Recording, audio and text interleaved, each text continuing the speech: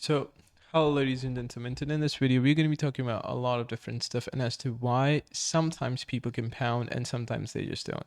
So, what is compounding is, and how some people just happen to achieve a lot of stuff that they do achieve, and how some people are just not able to achieve anything at all in their lives. And it's not just about achievement, it's also about a new perspective on how actually accumulation happens, how stock changes over time, how time is one of the most catastrophic factors here, is how consistency matters a lot. And consistency is not getting working 6 hours a day repeatedly. It's about how repetition and accumulation consistently leads to leverage, power, and things like that. Because especially if you go in society, one day you wake up and you ask yourself, okay, how do we have an organism like human, a biological organism like human, surviving so efficiently? And then you ask, okay, how do we have this billionaire, like, earning so much money? And then you ask, okay, how do we have like these large economies, these books, these physics? And then you come to a really simple conclusion that accumulation is overpowered cheat code. Okay, so not exactly an overpowered cheat code, but it's just catastrophically overpowered to some degree. So what is accumulation? In order to understand accumulation, I think we have to go into a slight bit of system thinking and understand what is stock is, because only once we understand what a stock is, then we're going to understand how accumulation happens and how consistency plays a bigger role in accumulation, and how does that lead to some catastrophically awesome things that happen in our environment, right? Because like, you should think everything in terms of stock actually. So let's say, for example, if you have like these biological organisms in a, like, trying to survive in an environment, you can, rather thinking of them as organism, think their gene pool as a stock, right? So that is a stock. You can think a battery of your phone as a stock. You can think people in an economy as a stock. You can think of, the number the number of clothes in your wardrobe as a stock. You can think like this mic, this room, this, like, the books in the background or something, like the earphones or whatever. So everything as some sort of a stock. All right. So now here's the most important part about stock. It's like, stocks have inflows and outflows. So in very simple sense, it's like stocks constantly have an inflow and an outflow. Inflow is what increases the stock, outflow is what decreases it. So for example, think that we have an economy. So, or what is the inflow in the economy and what is the outflow? You ask yourself a simple question, but economies are complex systems. So let's just come to a simple systems like population, right? Let's just think we have population. Population in itself is a stock. So now you have to ask yourself, what is the inflow in the population? And then you realize the inflow is the birth rate. And what is the outflow? And then you realize the outflow is death rates. So inflow is like, if I were to draw it, it's like, imagine this a small box here, like this box, yeah. So there's this small box, there's an inflow, and then there's outflow going out of it.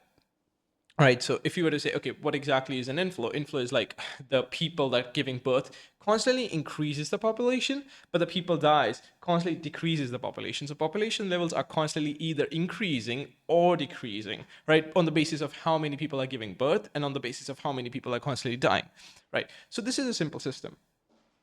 Wait a sec. Let me just change the conditions of my room. So right now I did one thing. I actually changed the temperature using an AC, like air conditioner. But now you'll say, okay, what does that do? It changes the stock in my environment, right? I have like degrees of Celsius, right? I have particles that creates heat, right?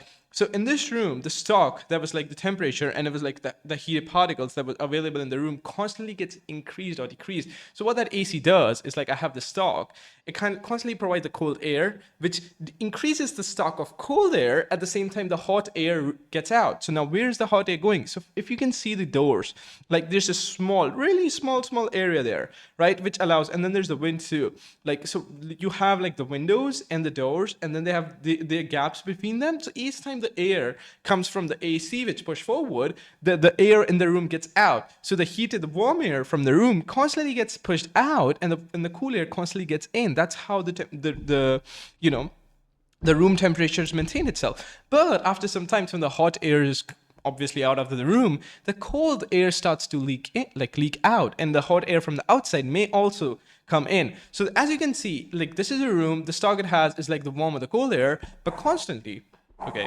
but constantly over time, what happens is, like, either the stock is increasing or decreasing on the basis of inflow. Inflow is created by the air conditioner, the outflow is created by the gaps in the window and the doors, right? The room is where the stock is stored. This room is where the stock is currently present, right? So we have these things. Okay, So now this actually put us to a really good understanding of how this functions. You can just do that with the same thing with the phone too, right? I have this phone, and if I charge it, right, that increases stock, which is energy, or in simple terms, which is battery. So if I charge it, there's an inflow, the battery goes up, right? If I use the phone, there's an outflow, the battery goes down, right? Things like that. As simple as that. So now here's the most interesting part about all this. Now this is where it's getting interesting, because once you start seeing everything as a stock, you'll start to see accumulation. So for example, if there's a constant inflow, accumulation happen. So for example, if I'm eating a food, right? I eat a food, there's energy in my body, there's energy stored in my stomach, right? There's a glucose that my brain is constantly using. In fact, right now when I'm speaking to you guys, right? So there's a constant accumulation, right? So stock accumulates over time. So if I eat food, the energy in my stomach gets accumulated, and I use that energy to record a video, to study, to learn, to code, to do things like that, and to do math, right?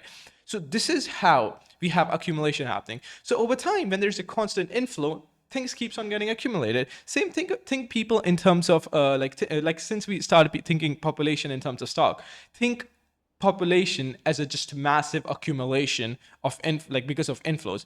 So you have constant birth rates, which increases the population, and then you have constant death rates, which decreases. But here's the best part: the birth rates are higher than the death rates, right? So if, in fact, I think they did in 2017, or I don't know, that I didn't check the last census, but it's like there's every 1,000 people give birth to it's 21 to 1,000 ratio or something like that, and it's like death ratio is 9 to 1,000, right? So each day it's somewhere per 1,000 people 21 children are born, and per 1,000 people 9 people are constantly dying, right?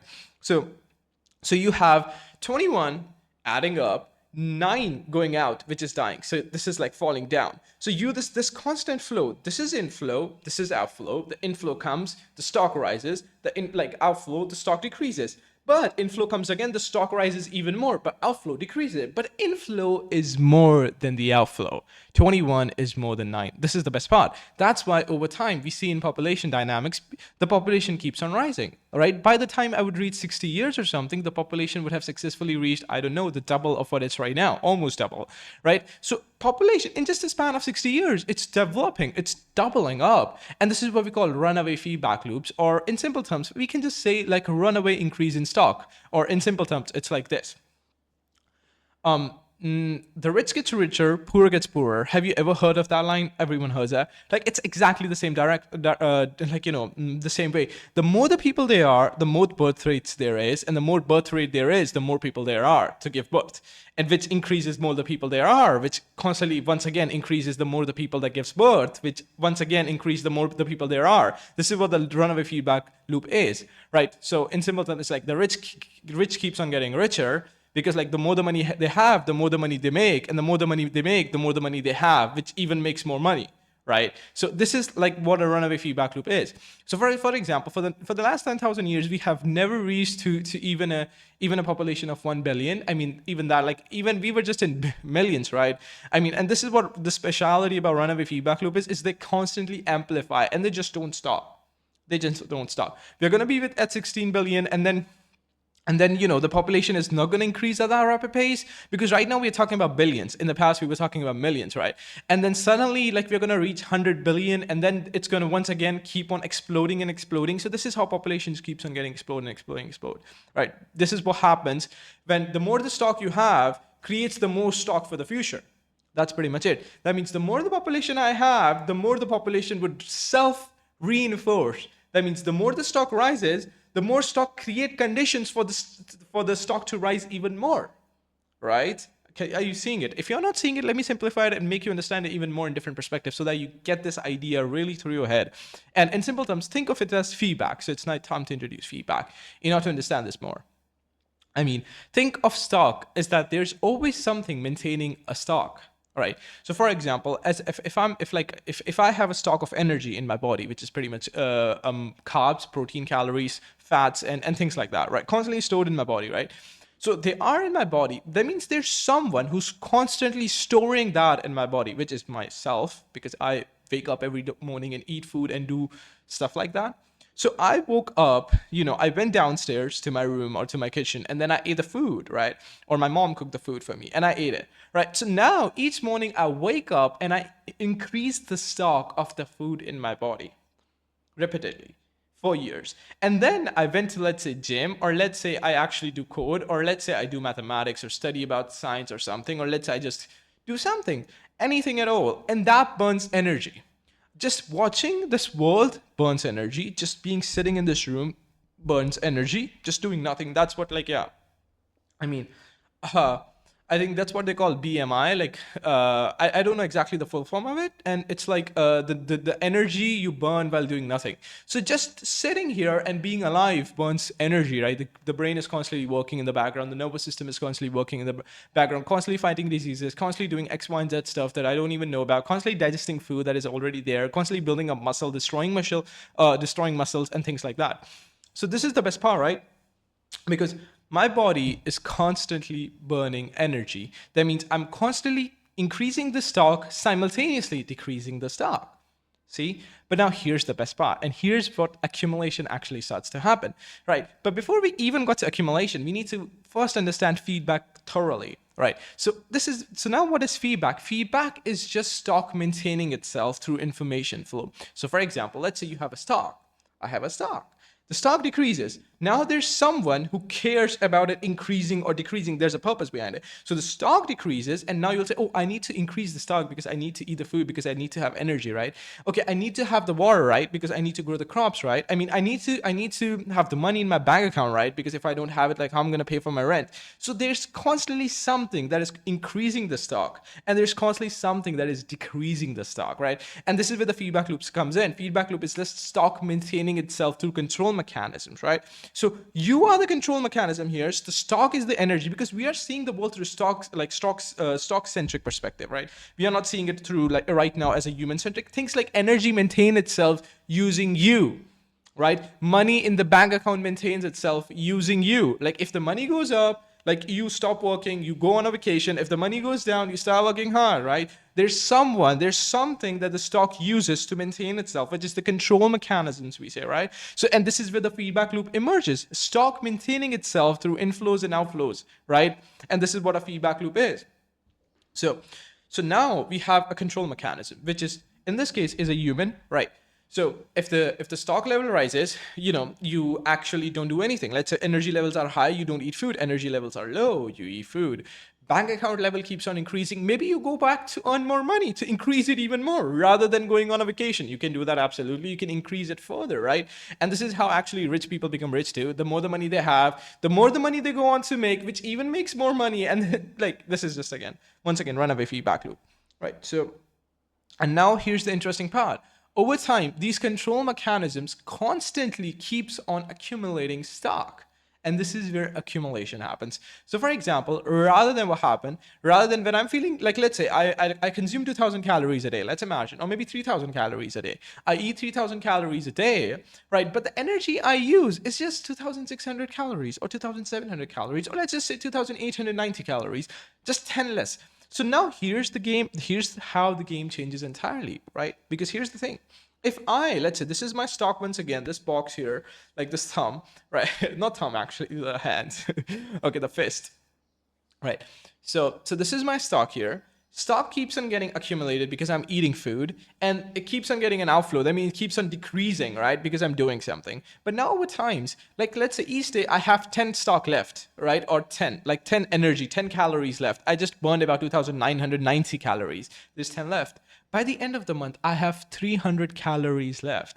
By the end of, let's say, 10 months, that's 3,000. Right. So by the end of the month, it's 300. By the end of the 10 month, it's 3,000. By the end of the decade, it's 30,000. It's 30,000 calories. And that just makes you extremely fat. All right? That just makes you extremely fat. So this is why fat people get fat.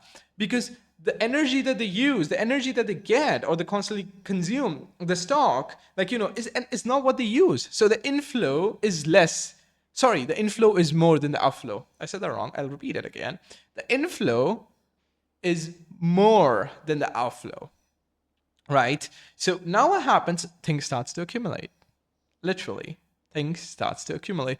The new genes that enter in a gene pool in a shared environment is higher than the genes that constantly get destroyed. And then we have accumulation. Over billions of years, we have more genes that comes across in the entire gene pool.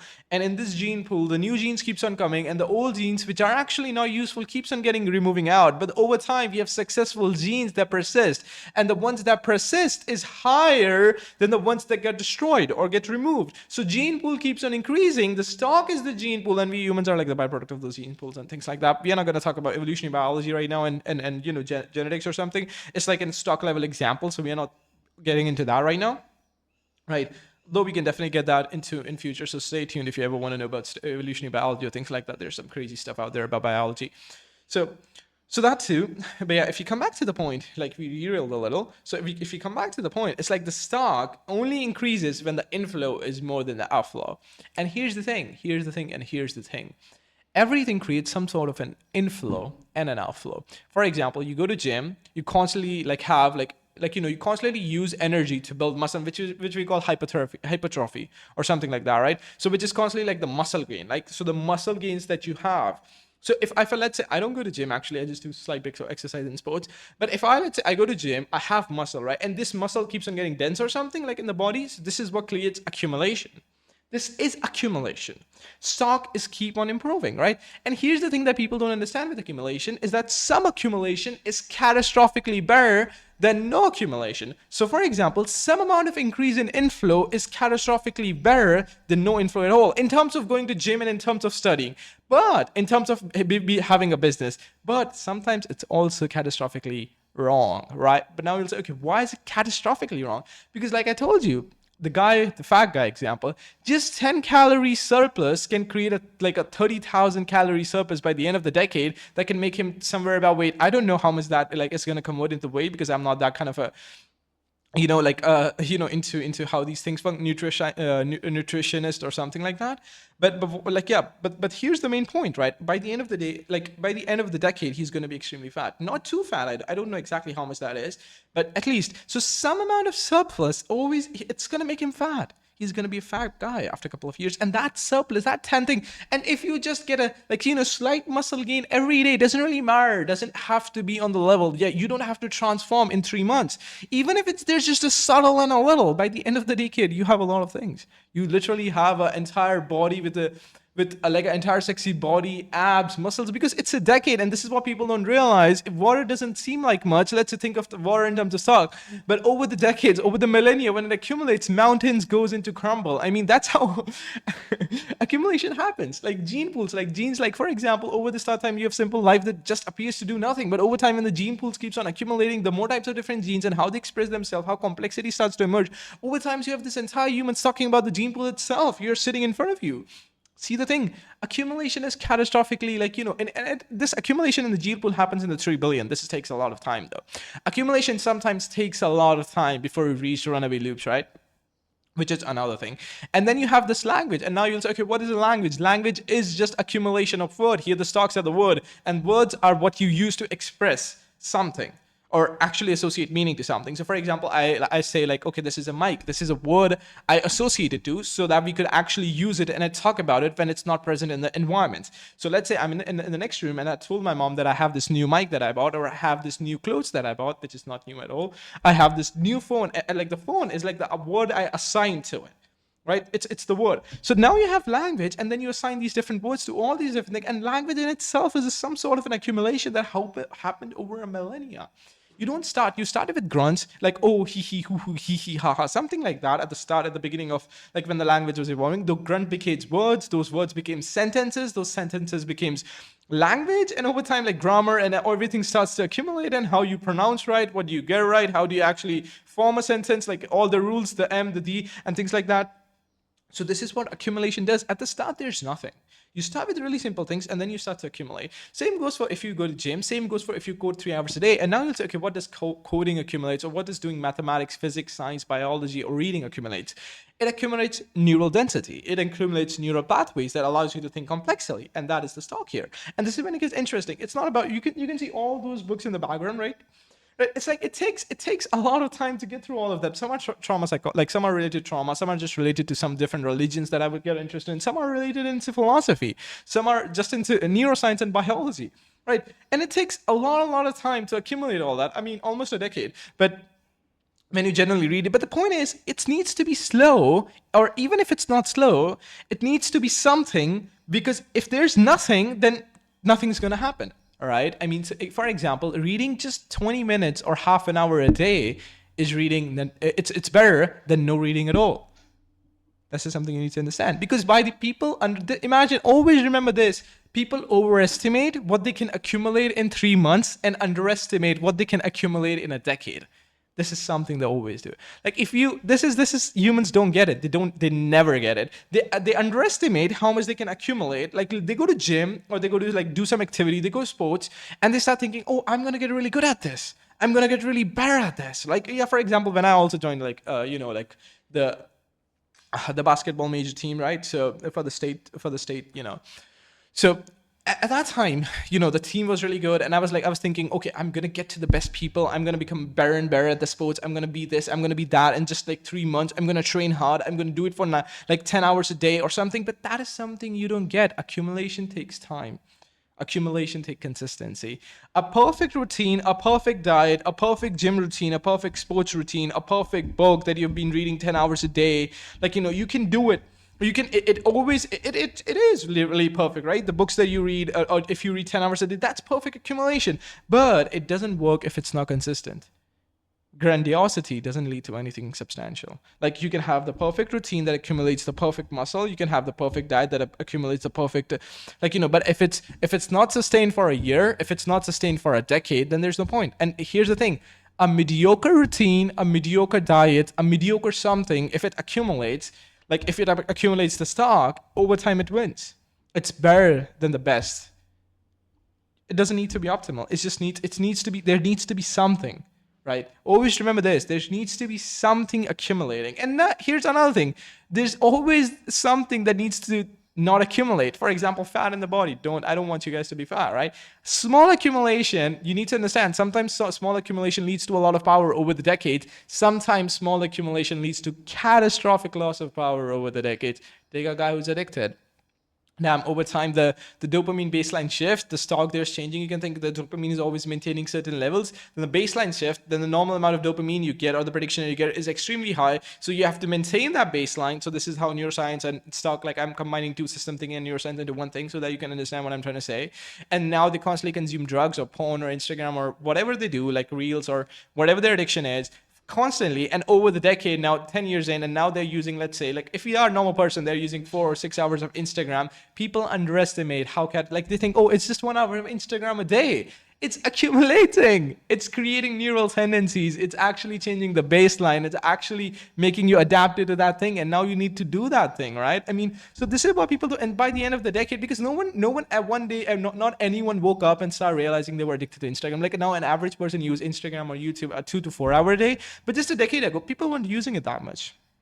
No one was using it that much. But now in just a decade, or like about 20 years, like not exactly like 20, 30 years, but in just the last decade, the consumption, especially in the COVID-19, where people actually had nothing to do and that's the only thing they can do, it kind of accelerated that transformation from one thing to another. And their tendency, the stock, the body, everything adapted over time, right? So and here's the thing: if you increase the stock, right, sometimes you start maintaining it even if you don't want to.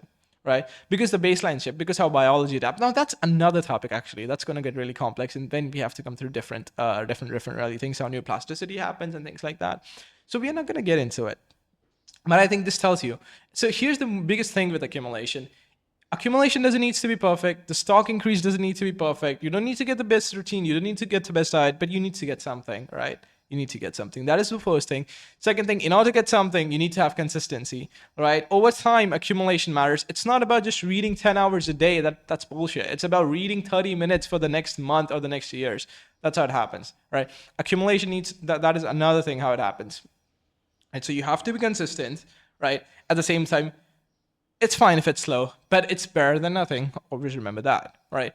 And here's the thing. Sometimes accumulation takes a lot of energy. Sometimes doing some things takes a lot of energy. And it's just way better to drop them, right? And to do something that accumulates. If you're doing something, if you're doing a job that after some times, if the skill accumulation stop happening. So because there's lots of jobs that over time, what happens with these jobs is like there's no accumulation, no new skill gain, nothing at all.